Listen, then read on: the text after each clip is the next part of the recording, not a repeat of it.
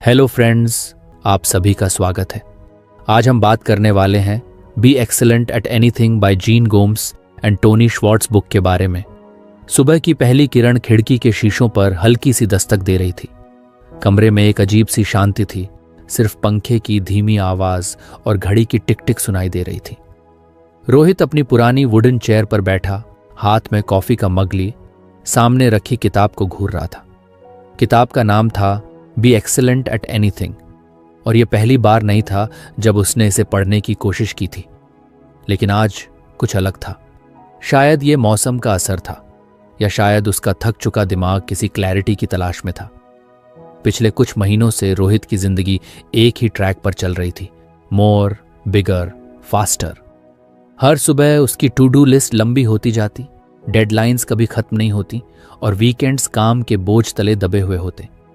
वह अक्सर खुद से पूछता, क्या मैं सच में आगे बढ़ रहा हूं या बस एक ट्रेडमिल पर भाग रहा हूं? लेकिन जवाब कभी नहीं मिला। आज उसने ठान लिया था कि वो इस किताब को पढ़ेगा और शायद इससे कुछ आंसर्स मिल जाए। उसने किताब खोली और पहला लेसन पढ़ना शुरू किया। Shift from more, bigger, faster to sustainable performance. ये क्या है?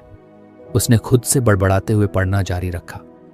किताब में लिखा था कि मॉडर्न वर्क प्लेसेस में कांस्टेंट प्रोडक्टिविटी की डिमांड ने बर्नआउट को बढ़ावा दिया है। अगर हम खुद की वेलबीइंग को प्रायोरिटी नहीं देंगे तो हम लंबे समय तक टिक नहीं पाएंगे। सस्टेनेबल परफॉर्मेंस ही सही तरीका है, न कि सिर्फ स्पीड या वॉल्यूम पर फोकस करना। पढ़ते पढ़ते रोहित ने अपनी कॉफी का एक SIP लिया और आंखें बंद कर लीं। अचानक उसे पिछले महीने का वो दिन याद आया जब उसकी प्रेजेंटेशन की डेडलाइन थी। उसने रात भर काम किया था, लगभग 3 घंटे सोया और अगले दिन ऑफिस में प्रेजेंटेशन दिया। हाँ, उसे तारीफ मिली थी, लेकिन उसके पीछे छुपी एग्जॉस्शन किसी ने नहीं देखी। क्या यही मेरी जिंदगी है? उसने खुद से पूछा। किताब पढ़ते हुए उसने महसूस किया कि यह लेसन सिर्फ ऑफिस के लिए नहीं था, बल्कि उसकी पूरी लाइफ पर अप्लाई होता था। उसे याद आया कि कैसे उसने अपने दोस्तों को इग्नोर करना शुरू कर दिया था, कैसे जिम की मेंबरशिप लेने के बाद एक बार भी वहां नहीं गया, और यहां तक कि अपनी मां के कॉल का जवाब देने में भी उसे समय लग जाता था। किताब ने उसे पॉज करने पर मजबूर कर दिया। उसमें एक लाइन लिखी थी, take a step back and ask yourself, is the life you're building worth the cost? यह सवाल सीधे उसके दिल को छू गया। उसने किताब को बंद किया और बैल्कनी में चला गया। बाहर हल्की धूप थी और उसके सामने पार्क में कुछ बच्चे फुटबॉल खेल रहे थे। उनकी एनर्जी देखकर उसे कुछ सी जेलसी हुई। वो सोचने लगा कि बच्चे कितने फ्री और हैप्पी लगते हैं। उन्हें किसी डेडलाइन, किसी रेस की परवाह नहीं होती। पर मैं ये तो बच्चा नहीं हूं, उसने खुद को समझाने की कोशिश की। मुझे काम करना है, पैसे कमाने हैं, फ्यूचर सिक्योर करना है। लेकिन फिर उसके अंदर एक दूसरा सवाल उठा, क्या फ्यूचर सिक्योर करने के चक्कर में मैं अपना प्रेजेंट खो रहा हूं? रोहित ने बैल्कनी में खड़े खड़े एक डिसीजन लिया। उसने सोचा कि वो अपने दिन को कुछ बैलेंस करेगा। वो अपनी प्रोडक्टिविटी और वेल बीइंग के बीच हार्मनी बनाने की कोशिश करेगा। उसने खुद से एक प्रॉमिस किया कि आज का दिन कुछ अलग होगा। वापस कमरे में आकर उसने किताब को फिर से खोला। उसने पढ़ा कि सस्टेनेबल परफॉर्मेंस का मतलब है अपने एनर्जी लेवल्स को मैनेज करना। ये सिर्फ फिजिकल एनर्जी नहीं, बल्कि इमोशनल और मेंटल एनर्जी का भी बैलेंस है। उसने खुद से पूछा, मैंने अपनी इमोशनल एनर्जी को कब रिचार्ज किया था? उसका जवाब उसे खुद ही पता था, बहुत समय पहले। शाम को रोहित ने अपने पुराने दोस्त अंशुल को कॉल किया। वो वही अंशुल था जिसके साथ वो कॉलेज के दिनों में घंटों बातें करता था। लेकिन पिछले 3 सालों में उनकी बात बस फेस्टिवल्स या बर्थडेज तक सीमित हो गई थी। अरे रोहित, तूने कॉल कैसे कर लिया भाई? अंशुल की आवाज में सरप्राइज था। बस यार, रैंडमली सोचा बात कर लूं। कैसे हो? ठीक हूं यार, तू सुना? तू तो बड़ा बिजी हो गया है आजकल। हाँ यार, सही बोल रहा है। बस जिंदगी में कुछ बैलेंस लाने की कोशिश कर रहा हूं। अंशुल हंसने लगा। बैलेंस? ये शब्द तेरे मुंह से सुनकर तो मैं शॉक हूं। क्या बात है? कुछ नहीं यार, एक किताब पढ़ रहा था। उसी में लिखा था कि हमेशा मोर, बिगर, फास्टर के पीछे भागने से बेटर है कि कुछ सस्टेनेबली जिया जाए। सही बात है। वैसे कौन सी किताब है? Be excellent at anything. अच्छा, मैंने भी सुना है इसके बारे में। कैसा लग रहा है पढ़कर? अभी तो बस पहला लेसन पढ़ा है, लेकिन ऑनेस्टली लग रहा है कि शायद मैंने कुछ चीजें गलत तरीके से की हैं। गलत नहीं रोहित, बस पर्सपेक्टिव बदलने की बात है। उस शाम दोनों ने घंटों बातें की। अंशुल ने बताया कि कैसे उसने पिछले साल अपनी जॉब क्विट की थी क्योंकि वो खुद भी बर्नआउट का शिकार हो गया था। उसने अब एक छोटे स्टार्टअप में काम करना शुरू किया था जहां वर्कलोड कम था और क्रिएटिविटी के लिए स्पेस ज्यादा था। रोहित को ऐसा लगा जैसे वो खुद को अंशुल की कहानी में देख रहा हो। उसने सोचा कि शायद उसे भी अपने लाइफ गोल्स को कुछ रीडिफाइन करना चाहिए। रात को सोने से पहले उसने एक डायरी निकाली। उसने उस पर लिखा, 1, मैं अपनी वेल बीइंग को प्रायोरिटी दूंगा। 2, मैं हर हफ्ते कम से कम एक दिन सिर्फ अपने लिए रखूंगा। 3, मैं अपने रिलेशनशिप्स पर काम करूंगा। उसने डायरी बंद की। अगर आपको हमारी फ्री समरी अच्छी लगती है तो आप हमारे चैनल को सब्सक्राइब कर सकते हैं, हमारी मेंबरशिप खरीद सकते हैं या हमें यूपीआई के थ्रू सपोर्ट कर सकते हैं। अब समरी पर वापस चलते हैं। लेकिन उसके दिमाग में किताब के अगले लेसन्स को पढ़ने की क्यूरियोसिटी थी। उसे लग रहा था कि ये जर्नी अभी शुरू हुई है और आगे पता नहीं ये किताब उसे कहाँ ले जाएगी। लेकिन उसे इतना जरूर पता था कि ये जर्नी वर्थ इट होने वाली थी। सुबह रोहित की आंखें जल्दी खुल गईं। उसके कमरे में हल्की ठंडक थी और बाहर से पक्षियों की आवाज आ रही थी। ये शायद लंबे समय बाद हुआ था कि उसने अलार्म से पहले उठकर खुद को रिलैक्स्ड महसूस किया। उसने धीरे से उठकर अपना कॉफी का मग बनाया और बैल्कनी में खड़ा होकर बाहर का नजारा देखने लगा। किताब का पहला लेसन पढ़ने के बाद उसकी माइंडसेट में सटिल सा चेंज आने लगा था। वो अब खुद को ज्यादा अवेयर महसूस कर रहा था। अचानक उसकी नजर टेबल पर पड़ी उस किताब पर गई। उसने मुस्कुराते हुए कहा, चलो देखते हैं आज ये किताब मुझे और क्या सिखाती है। किताब खोलते ही उसने दूसरा लेसन पढ़ा, the 4 keys to transformation. Body सबसे पहले इसमें लिखा था कि पर्सनल और प्रोफेशनल एक्सीलेंस की शुरुआत बॉडी से होती है। हमारे फिजिकल हेल्थ का सीधा कनेक्शन हमारे प्रोडक्टिविटी और हैप्पीनेस से है। प्रॉपर न्यूट्रिशन और रेगुलर एक्सरसाइज जरूरी है, उसने जोर से पढ़ा। रोहित को तुरंत अपने अनहेल्थी हैबिट्स याद आ गए। सुबह ब्रेकफास्ट करना तो उसने लगभग बंद ही कर दिया था। फास्ट फूड और कॉफी ही उसकी ऊर्जा का सोर्स बन गए थे। जिम की मेंबरशिप उसने एंथुजियाज्म में ली थी, लेकिन उसके पास टाइम नहीं था। उसने महसूस किया कि उसकी बॉडी सिग्नल्स दे रही थी। वो हमेशा टायर्ड महसूस करता था, पीठ में दर्द रहता था और कभी कभी सिर दर्द भी।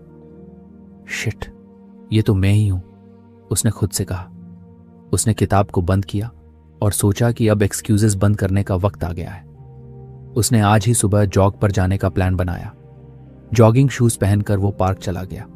शुरुआत में हर कदम भारी लग रहा था, लेकिन कुछ देर बाद उसे मजा आने लगा। दौड़ते हुए उसने महसूस किया कि उसका दिमाग क्लियर हो रहा था। उसने सोचा, शायद यही किताब का पहला पॉइंट था, अपनी बॉडी को रिचार्ज करना। वापस आकर उसने पहली बार खुद के लिए प्रॉपर ब्रेकफास्ट बनाया। उसने अपना फोन उठाया और गूगल पर हेल्थी मील्स ढूंढने लगा।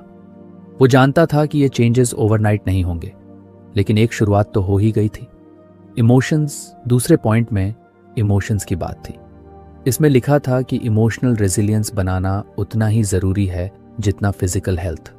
स्ट्रेस को मैनेज करना और पॉजिटिव रिलेशनशिप्स मेंटेन करना हमारे ओवरऑल वेलबीइंग के लिए इंपॉर्टेंट है। रोहित ने यह पढ़कर अपनी लाइफ के उन स्ट्रेसफुल मोमेंट्स को याद किया जब उसने खुद को इमोशनली एग्जॉस्टेड महसूस किया था। वो अक्सर अपना गुस्सा छोटी छोटी बातों पर निकाल देता था। कई बार उसने नोटिस किया था कि वो इरिटेशन में अपने कॉलीग्स से भी ठीक से बात नहीं करता। इमोशनल रेजिलियंस, उसने सोचा। उसने किताब में आगे पढ़ा कि इमोशनल रेजिलियंस का मतलब है स्ट्रेस को इफेक्टिवली मैनेज करना और उन रिलेशनशिप्स को प्रायोरिटाइज करना जो हमें इमोशनली सपोर्ट करते हैं। उसे फिर अंशुल की वो बातें याद आईं जो उसने कल रात की थी। उसने महसूस किया कि अंशुल से बात करने के बाद उसका स्ट्रेस कुछ कम हुआ था।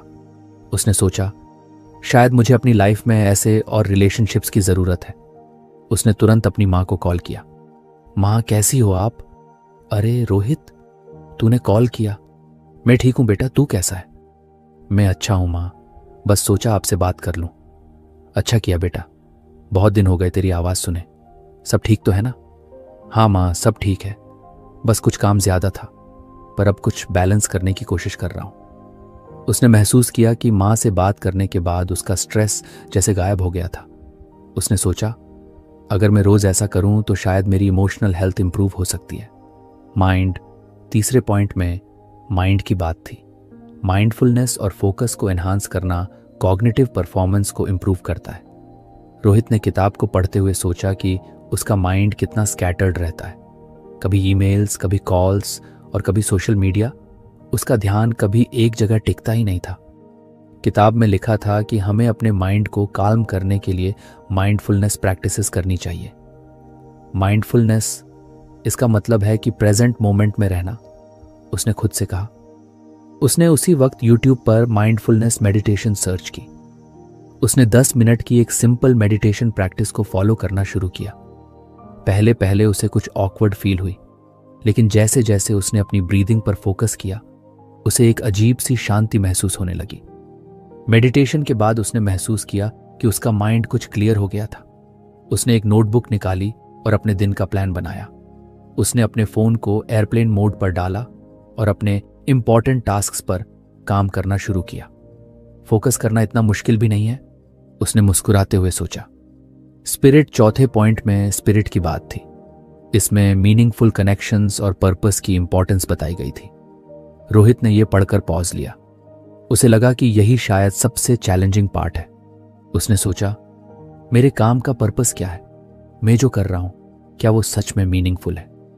उसने महसूस किया कि उसका काम सिर्फ पैसों के लिए था। उसे इसमें कोई खास सेटिस्फैक्शन नहीं मिलता था। उसने फिर से किताब को पढ़ा। इसमें लिखा था कि अपने काम में पर्पस ढूंढने के लिए हमें अपने वैल्यूज को समझना चाहिए। वैल्यूज? उसने खुद से पूछा। उसने एक नई नोटबुक निकाली और लिखा, 1, मुझे लोगों की मदद करना अच्छा लगता है। 2, मुझे क्रिएटिविटी पसंद है। 3, मैं ऑनेस्ट और ट्रांसपेरेंट रिलेशनशिप्स में बिलीव करता हूं। इन वैल्यूज को पढ़कर उसने सोचा कि वो अपने काम में इन वैल्यूज को कैसे इंक्लूड कर सकता है। उसे याद आया कि ऑफिस में एक जूनियर अक्सर उसके पास गाइडेंस के लिए आता था। उसने सोचा कि अगर वो अपने जूनियर्स को मेंटोर करे तो शायद उसे अपने काम में कुछ पर्पस मिलेगा। उसी दिन उसने अपने जूनियर सुमित को कॉल किया। सुमित, अगर तुम्हें कभी किसी प्रोजेक्ट में हेल्प चाहिए तो बेझिझक मुझसे पूछ लेना, मैं हमेशा उपलब्ध हूं। सुमित ने खुशी से कहा, धन्यवाद सर, यह सुनकर अच्छा लगा। उस शाम रोहित ने महसूस किया कि उसने पहली बार अपने काम में सेटिस्फैक्शन महसूस किया था। उसने सोचा कि मीनिंगफुल कनेक्शंस और पर्पस बस ऐसे ही धीरे धीरे बनेंगे। रिफ्लेक्शन। रात को सोते वक्त रोहित ने अपने दिन के बारे में सोचा। उसने महसूस किया कि किताब के इन 4 पॉइंट्स ने उसकी लाइफ में एक नई क्लैरिटी दी थी। उसने अपनी डायरी में लिखा, 1, शरीर, मैं अपनी शारीरिक स्वास्थ्य पर ध्यान दूंगा। 2, भावनाएं, मैं सकारात्मक संबंध बनाए रखूंगा। 3, मन, मैं मानसिक शांति प्रैक्टिस करूंगा। 4, स्पिरिट, मैं अपने काम और रिलेशनशिप्स में पर्पस ढूंढूंगा। रोहित को लगा कि यह जर्नी अभी लंबी थी। उसने किताब को बेड साइड टेबल पर रखा और सोचा, कल पता नहीं ये किताब मुझे क्या सिखाएगी, लेकिन एक बात वो जानता था, ये किताब उसकी लाइफ को ट्रांसफॉर्म कर रही थी और वो इसके लिए रेडी था। सुबह का वक्त था, लेकिन आज रोहित अपनी किताब पढ़ने से पहले कुछ शांत महसूस कर रहा था। पिछले 2 दिनों में जो उसने सीखा था, उसका असर उसकी दिनचर्या में धीरे धीरे दिखने लगा था। वो सुबह जॉगिंग के लिए जाता, बैलेंस्ड ब्रेकफास्ट करता और काम पर जाने से पहले 10 मिनट की माइंडफुलनेस प्रैक्टिस जरूर करता। उसने महसूस किया कि उसकी एनर्जी लेवल्स पहले से बेहतर हो रही थी। आज उसकी एक्साइटमेंट और क्यूरियोसिटी कुछ ज्यादा थी। उसने अपनी कॉफी का पहला SIP लिया और किताब खोली। अगले लेसन का नाम था oscillation between intense work and recovery. Rohit ने पहला पैराग्राफ पढ़ा। श्वार्ट्ज और गोम्स ने लिखा था कि प्रोडक्टिविटी को मैक्सिमाइज करने के लिए जरूरी है कि हम इंटेंस फोकस और रिकवरी के बीच ऑसिलेट करें। सीधे शब्दों में, हमें अपने काम को छोटे इंटेंस सत्रों में करना चाहिए जिनके बीच ब्रेक्स हों। ये मेथड हमारे नेचुरल एनर्जी रिदम्स के साथ अलाइन होती है, जिससे हम लंबे समय तक बेहतर परफॉर्मेंस दे सकते हैं। रोहित ने किताब को कुछ साइड में रखा और सोचा। उसे याद आया कि उसकी करंट वर्क रूटीन बिल्कुल इसके उलट थी। वो सुबह 9 बजे डेस्क पर बैठता और तब तक काम करता जब तक कि सिर दर्द न शुरू हो जाए या एग्जॉस्शन उसे मजबूर न कर दे। लंच ब्रेक भी कभी कभी स्किप हो जाता था और शाम तक वो पूरी तरह ड्रेन्ड महसूस करता था। लेकिन क्या सच में ये सही तरीका है? उसने खुद से पूछा। किताब में आगे लिखा था कि human body naturally energy cycles में काम करती है। लगभग हर 90 मिनट में हमारा फोकस और एनर्जी पीक पर होती है और इसके बाद रिकवरी की ज़रूरत होती है। बिना ब्रेक्स के काम करने से न सिर्फ परफॉर्मेंस गिरती है बल्कि फटीग भी बढ़ता है। रोहित को लगा कि इसे आजमाने में कोई हर्ज नहीं है। उसने आज का दिन इस टेक्निक को टेस्ट करने के लिए चुना। सुबह ऑफिस पहुंचकर उसने अपना स्केड्यूल सेट किया। उसने सोचा कि वो 90 मिनट तक अनइंटरप्टेड काम करेगा और फिर 15 मिनट का ब्रेक लेगा। उसने अपने फ़ोन पर टाइमर सेट किया और अपनी पहली टास्क लिस्ट पर ध्यान लगाया। पहले 90 मिनट में उसने सरप्राइजिंगली बहुत प्रोडक्टिव महसूस किया। उसने कोई डिस्ट्रैक्शन नहीं ली, न ही ईमेल्स चेक किए, सिर्फ टास्क पर फोकस किया। जब टाइमर ने बीप किया तो उसने पहली बार कॉन्शियसली खुद को काम से ब्रेक लेने दिया। ब्रेक के दौरान उसने बैल्कनी में जाकर कुछ स्ट्रेच किया और कुछ पानी पिया। उसने सोचा कि इस तरह का छोटा ब्रेक लेना कितना रिफ्रेशिंग है। उसने महसूस किया कि उसके दिमाग में स्पष्टता थी और अब वो अगले कार्य के लिए तैयार था। दोपहर तक उसने ये पैटर्न फॉलो किया। हर गहन कार्य सत्र के बाद एक छोटा ब्रेक। लेकिन सबसे बड़ा फर्क लंच टाइम पर आया। आमतौर पर लंच उसके लिए बस एक और काम जैसा होता था, जल्दी खाना फिर वापस काम पर लग जाना। लेकिन आज उसने अपनी प्लेट लेकर आराम से बैठकर खाना खाया, बिना किसी अर्जेंसी के। उसने पहली बार खाने का स्वाद महसूस किया और अपने कॉलीग्स से कैजुअली बात की। शाम को जब उसका दिन खत्म हुआ तो उसे एक अजीब सी खुशी महसूस हुई। वो फिजिकली और मेंटली थका हुआ तो था, लेकिन ड्रेन्ड नहीं। उसने सोचा, ये तरीका तो सच में काम करता है। घर लौटकर उसने अपने रूटीन के बारे में सोचा। वो हमेशा समझता था कि प्रोडक्टिविटी का मतलब है बिना रुके लगातार काम करना, लेकिन यह नया तरीका उसके लिए एक रेवलेशन था। उसने खुद से वादा किया कि अब से वो अपनी एनर्जी रिदम्स को रिस्पेक्ट करेगा। उसे अचानक पिछले महीने का वो दिन याद आया जब एक इम्पॉर्टेंट प्रोजेक्ट के डेडलाइन पर काम करते हुए उसने 12 घंटे बिना किसी प्रॉपर ब्रेक के बिताए थे। उस दिन उसके दिमाग ने जैसे काम करना बंद कर दिया था। उसने महसूस किया कि अगर उस दिन उसने ये ऑसिलेशन टेक्निक अपनाई होती तो शायद काम समय पर और बेहतर तरीके से हो जाता। रात को सोने से पहले उसने अपनी डायरी निकाली और लिखा, 1. इंटेंस फोकस और रिकवरी के बीच बैलेंस जरूरी है। 2. ब्रेक्स प्रोडक्टिविटी को। वो हमेशा वीकेंड पर इतना सारा काम भर लेता था कि संडे रात तक उसे सिर्फ एग्जॉस्शन ही महसूस होती थी। उसने सोचा कि अब वीकेंड पर भी वो ब्रेक्स और इंटेंस फोकस के बीच बैलेंस बनाएगा। शनिवार की सुबह उसने अपने घर की सफाई का प्लान बनाया। पहले 90 मिनट उसने घर के एक हिस्से की सफाई पर फोकस किया। जब टाइमर बजा तो उसने ब्रूम नीचे रखा और बैल्कनी में जाकर एक कप ग्रीन टी बनाई। उसने महसूस किया कि यह छोटा सा ब्रेक उसे कितना रिलैक्स्ड कर रहा था। फिर उसने अगले 90 मिनट में किचन ऑर्गेनाइज किया। इस प्रोसेस ने उसे ना सिर्फ काम को एफिशिएंटली कंप्लीट करने में मदद की, बल्कि उसने पहली बार वीकेंड पर काम करते हुए खुद को एंजॉय करते हुए पाया। शाम को उसने खुद को एक ट्रीट दी। उसने अपनी फेवरेट बुक निकाली और सोफा पर आराम से बैठकर पढ़ने लगा। उसने महसूस किया कि इन स्मॉल ब्रेक्स और इंटेंशनल फोकस ने उसे ना सिर्फ फिजिकली बल्कि इमोशनली भी रिचार्ज किया था। रोहित को अब यह समझ आने लगा था कि यह सिर्फ काम का तरीका नहीं था, बल्कि एक फिलॉसफी थी। उसने सोचा कि यह टेक्निक उसकी बाकी हैबिट्स में भी अप्लाई हो सकती है। उसने धीरे धीरे अपनी हॉबीज पर भी फोकस करना शुरू किया। वो हमेशा गिटार सीखना चाहता था, लेकिन समय की कमी के चलते ये प्लान बार बार टल जाता था। अब उसने तय किया कि वो हर वीकेंड 90 मिनट अपने गिटार प्रैक्टिस को डेडिकेट करेगा और बीच बीच में छोटे ब्रेक्स लेकर खुद को रिचार्ज करेगा। रोहित के दोस्तों को भी उसके इस ट्रांसफॉर्मेशन पर कुछ अचरज हुआ। अंशुल ने एक दिन उससे पूछा, यार तू इतना काल्म कैसे दिख रहा है आजकल? पहले तो हमेशा स्ट्रेस्ड रहता था। रोहित मुस्कुराया, बस एक किताब पढ़ रहा हूं, उसमें कुछ ऐसे लेसन्स हैं जो सच में काम कर रहे हैं। अच्छा, कौन सी किताब? Be excellent at anything. और ये ऑसिलेशन वाली बात क्या है? सिंपल है, इंटेंस फोकस और प्रॉपर ब्रेक्स के बीच बैलेंस। पहले मैं सोचता था कि जितना ज्यादा काम कर लूं उतना अच्छा, लेकिन अब समझ आया कि प्रोडक्टिविटी का मतलब ज्यादा काम करना नहीं, बल्कि स्मार्ट तरीके से काम करना है। अंशुल ने कहा, इंटरेस्टिंग, शायद मुझे भी ये ट्राई करना चाहिए। उस दिन रोहित ने महसूस किया कि वो सिर्फ अपनी लाइफ को बैलेंस नहीं कर रहा था, बल्कि इनडायरेक्टली दूसरों को भी इंस्पायर कर रहा था। उसने खुद से वादा किया कि वो इस टेक्निक को धीरे धीरे और रिफाइन करेगा। रात को उसने अपनी किताब का अगला लेसन पढ़ने की सोची, लेकिन फिर उसने खुद को रोका। उसने सोचा, रिकवरी का वक्त है, कल पढ़ूंगा। उसने अपनी किताब बेड साइड टेबल पर रखी और लाइट्स बंद कर दी। कमरे में अजीब सी शांति थी, लेकिन रोहित के अंदर एक नई ऊर्जा और क्लैरिटी थी।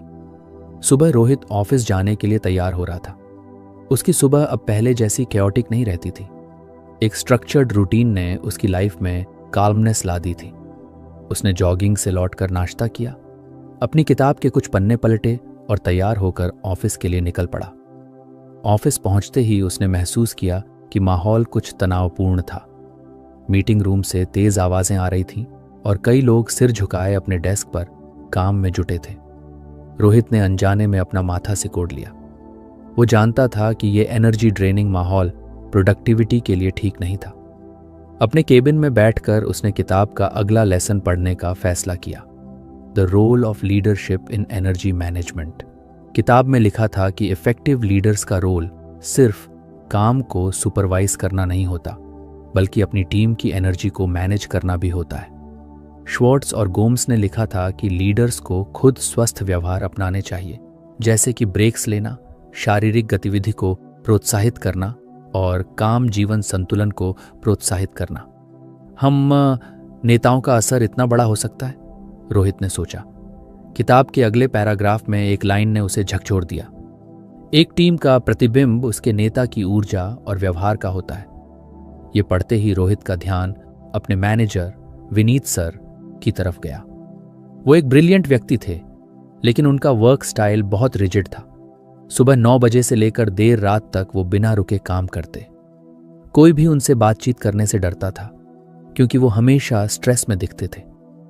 उनके एटीट्यूड का असर टीम पर भी साफ दिखता था। सभी एम्प्लॉयीज डिमोटिवेटेड और एग्जॉस्टेड रहते थे।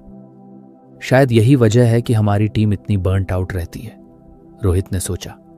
उसने किताब में आगे पढ़ा कि एक लीडर अगर खुद हेल्थी हैबिट्स अडॉप्ट करे तो टीम पर उसका पॉजिटिव असर होता है। लीडर्स को ब्रेक्स लेने, टीम को एनकरेज करने और एक सपोर्टिव एनवायरनमेंट क्रिएट करने की जरूरत होती है। उस दिन रोहित ने ठान लिया कि वो खुद इस अप्रोच को अडॉप्ट करेगा, भले ही वो अभी टीम लीड नहीं कर रहा था। उसने सोचा, लीडरशिप सिर्फ पोजीशन से नहीं, एटीट्यूड से होती है। उसने उसी वक्त अपनी टीम के कुछ कॉलीग्स से बात की। यार, क्यों ना हम लंच टाइम पर कुछ बाहर वॉक पर चलें? उसने कैजुअली पूछा। पहले तो सबने मना किया। अरे, इतना काम पड़ा है, समय कहाँ है? एक कॉलीग ने कहा। लेकिन रोहित ने इंसिस्ट किया, बस 10 से 15 मिनट की बात है। वैसे भी लगातार काम करके कोई फायदा नहीं होगा। कुछ फ्रेश होकर आएंगे तो काम जल्दी होगा। आखिरकार 4 लोग तैयार हो गए, सभी ऑफिस के पास वाले मुझे लगा था समय बर्बाद होगा, लेकिन मुझे सच में फर्क महसूस हो रहा है, रोहित ने मुस्कुराकर कहा। शायद यही किताब का असर है। उसने महसूस किया कि लीडरशिप का मतलब सिर्फ बड़े बड़े डिसीजंस लेना नहीं होता, बल्कि छोटे छोटे जेस्चर से भी माहौल बदला जा सकता है। अगले दिन एक और मौका आया। उनकी टीम पर एक अर्जेंट प्रोजेक्ट का दबाव था। विनीत सर ने सुबह ही कह दिया था कि काम आज किसी भी हाल में पूरा होना चाहिए। पूरे दिन टीम पर स्ट्रेस बना रहा, लेकिन रोहित ने खुद को काल्म रखा। जब दोपहर के बाद टीम के कुछ मेंबर्स विजिबली थके हुए दिखने लगे तो रोहित ने सॉफ्टली कहा, चलो 10 मिनट के लिए सब लोग ब्रेक लें, चाय कॉफी पीते हैं और कुछ देर बातें करते हैं। पहले तो सबने मना किया, नहीं यार टाइम नहीं है, किसी ने कहा। लेकिन रोहित ने समझाया, अगर हम ऐसे ही काम करते रहे तो परफॉर्मेंस गिर जाएगी। 10 मिनट में कुछ नहीं बिगड़ेगा, ट्रस्ट मी। धीरे धीरे सब मान गए।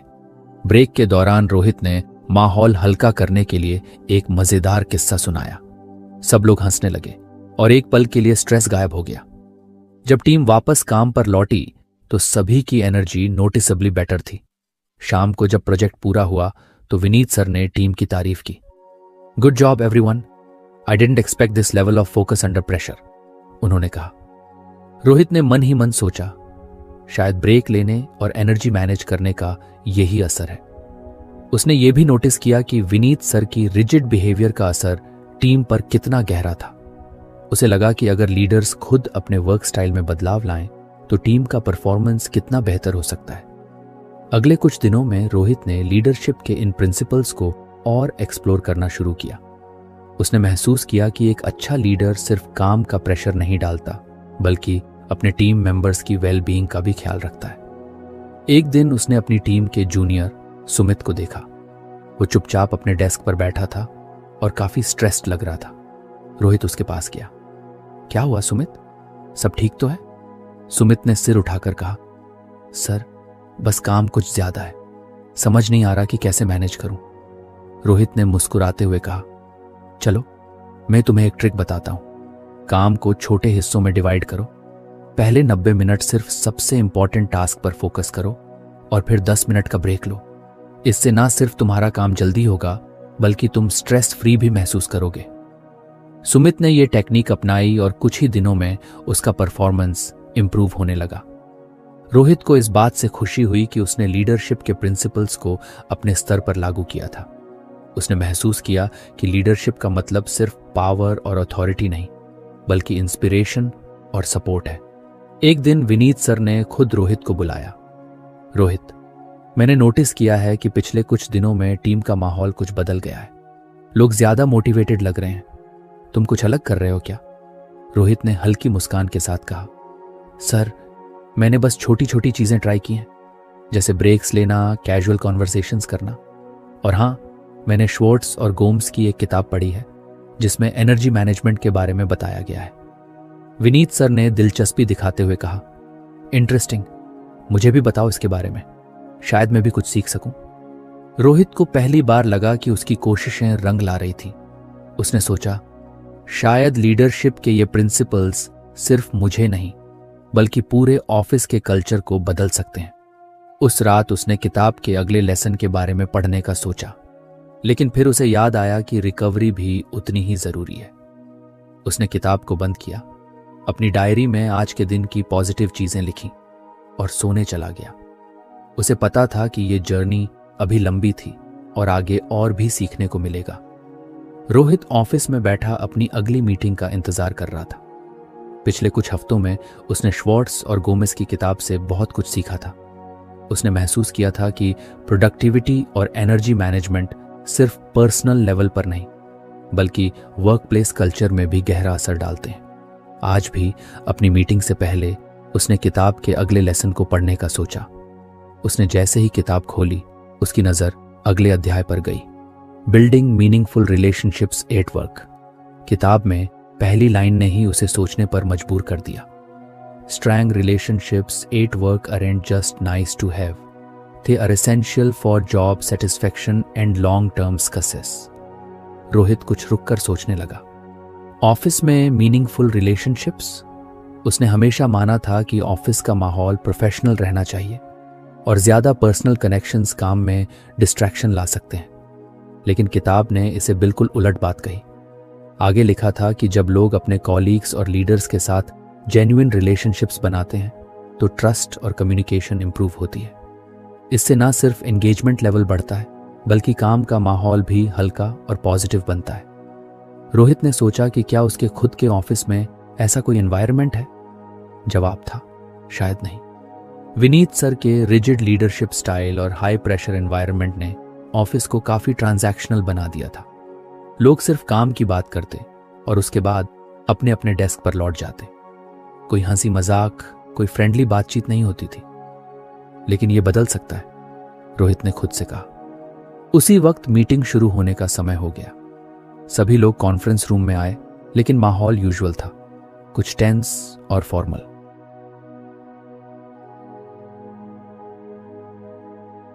रोहित ने देखा कि टीम के लोग बस काम की बातें कर रहे थे और कोई भी एक दूसरे से कैजुअली इंटरैक्ट नहीं कर रहा था।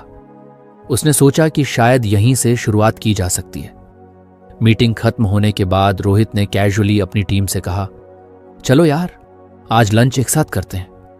पहले तो सबने कुछ हिचकिचाया। इतना काम पड़ा है रोहित, अभी टाइम नहीं है, एक कॉलीग ने कहा। लेकिन रोहित ने इंसिस्ट किया, बस 30 मिनट की बात है। वैसे भी साथ में खाना खाएंगे तो शायद काम की भी कुछ नई स्ट्रैटेजीज निकल आए। कुछ परसुएशन के बाद 4-5 लोग तैयार हो गए। सबने कैंटीन में एक टेबल शेयर की।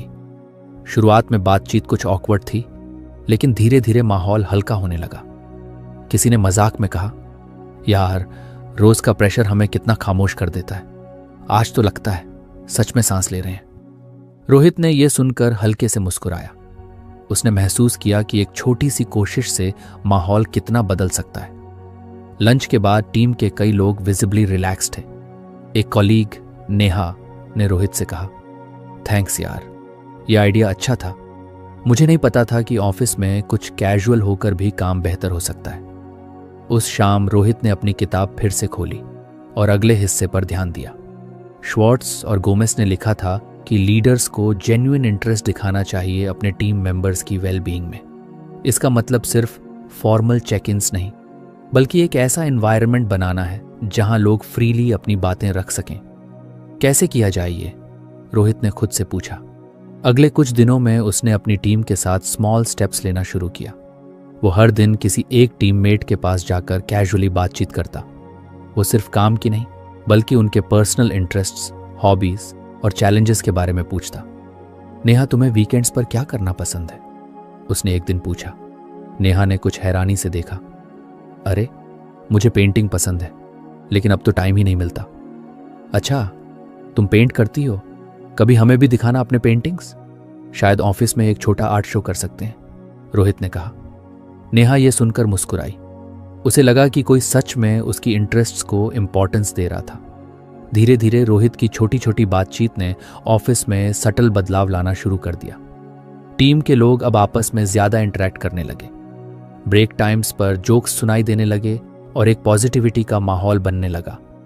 एक दिन रोहित ने देखा कि सुमित, जो हमेशा इंट्रोवर्टेड रहता था, ने खुद इनिशिएटिव लेकर नेहा से एक प्रोजेक्ट की सलाह मांगी। ये देखकर रोहित को सच में खुशी हुई। उसने महसूस किया कि मीनिंगफुल रिलेशनशिप्स का असर काम की क्वालिटी पर भी दिखने लगा था। लेकिन सबसे बड़ा बदलाव तब हुआ जब विनीत सर ने एक दिन टीम मीटिंग के दौरान पूछा, रोहित, मैंने नोटिस किया है कि पिछले कुछ हफ्तों में टीम ज्यादा कोलैबोरेटिव और मोटिवेटेड लग रही है। तुम क्या अलग कर रहे हो? रोहित ने विनीत सर को श्वार्ट्ज और गोमेस की किताब के बारे में बताया। सर, मैंने बस ये सीखा है कि रिलेशनशिप्स मैटर करते हैं।